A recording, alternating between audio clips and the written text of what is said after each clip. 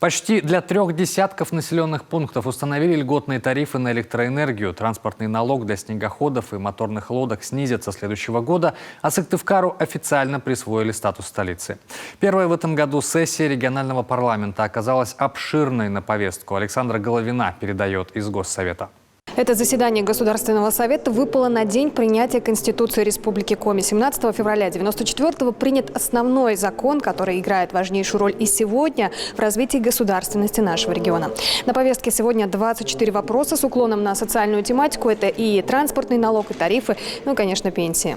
Закон о статусе столицы Сыктывкару был необходим последние 20 лет, если не больше. Об этом много говорили, но до конца удалось его довести только сегодня. Депутаты единогласно голосуют «за». Оно и понятно. Новый статус предполагает сразу 3 источника финансирования, а значит, денег точно будет больше. Это, в первую очередь, должно дать возможность привлекать с помощью этого законопроекта средства, в том числе и федеральные. Да? То есть, когда глава Республики Коми, члены правительства Республики Коми приезжают и говорят: помогите нам, пожалуйста, с финансированием.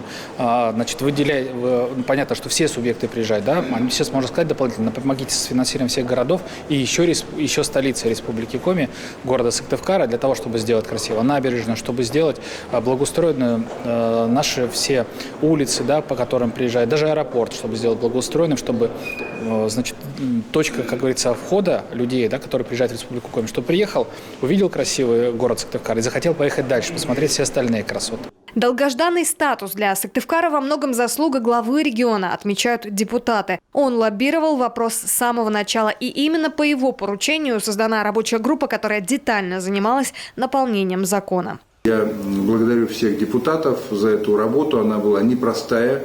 Ну и, конечно же, за инициативную группу во главе с руководителем муниципалитета, городского округа Сыктывкар, Наталью Семеновну Хозяинову, Анну Феликсовну Дю, руководителя городской думы, потому что именно с ними мы начинали обсуждать этот закон 2 года назад.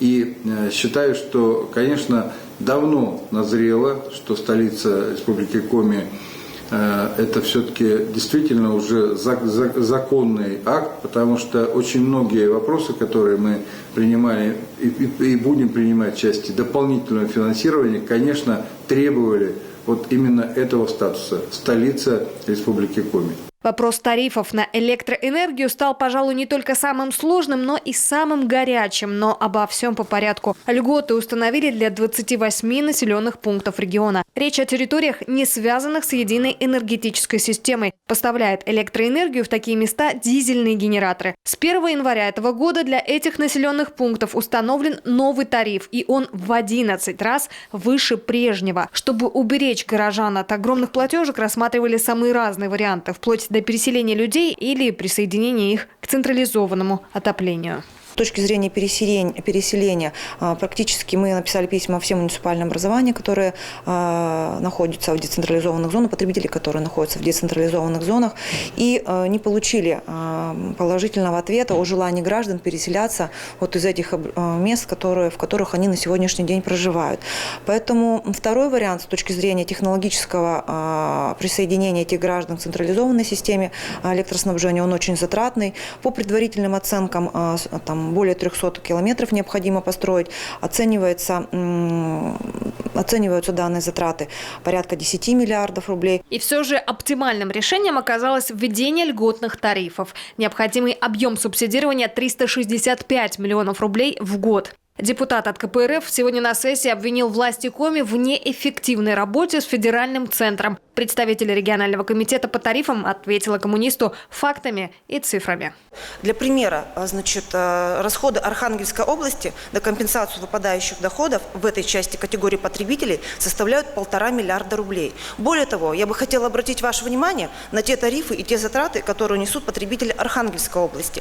Потребители Архангельской области платят за электричество электрическую энергию в децентрализованных зонах порядка 7 рублей за киловатт в час. В то время как для наших потребителей в изолированных децентрализованных зонах мы предусмотрели тарифы на электрическую энергию на уровне тарифов, которые присоединены к централизованному электроснабжению. Это порядка 3 рублей за киловатт в час. Кроме того, я бы хотела обратить ваше внимание на те затраты, которые несут ресурсоснабжающие организации в поставке ресурсов в соответствующие децентрализованные зоны. Для сравнения, вот экономически обоснованный тариф там составляет 70 рублей. У нас он составляет порядка 36 рублей за киловатт в час. Кроме того, я бы хотела обратить ваше внимание, уважаемые депутаты, что коммунальные технологии проводят достаточно большую плодотворную работу, которая направлена на повышение эффективности в зонах децентрализованного теплоснабжения.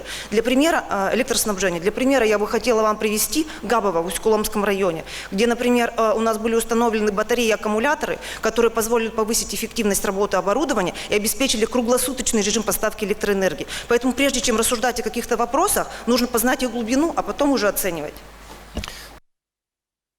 Еще одно приятное новшество по части платежек: с 1 января следующего года снизят налог на снегоходы и моторные лодки. Проект закона, который мы будем рассматривать, о снижении налога на некоторые виды транспорта, это на транспортные средства, снегоходы, мотосани с мощностью двигателя до 100 лошадиных сил. Там мы снижаем налог до 10 рублей с лошадиной силой, и мы снижаем налог на моторные лодки, катера. Преференция рассчитана на сельское население. Проект подготовили в связи с большим количеством обращений жителей. По информации Управления Федеральной налоговой службы, принятие закона снизит поступление от налогов в республиканский бюджет больше, чем на 1 миллион рублей ежегодно. Александра Головина, Олег Юшков, телеканал Юрган.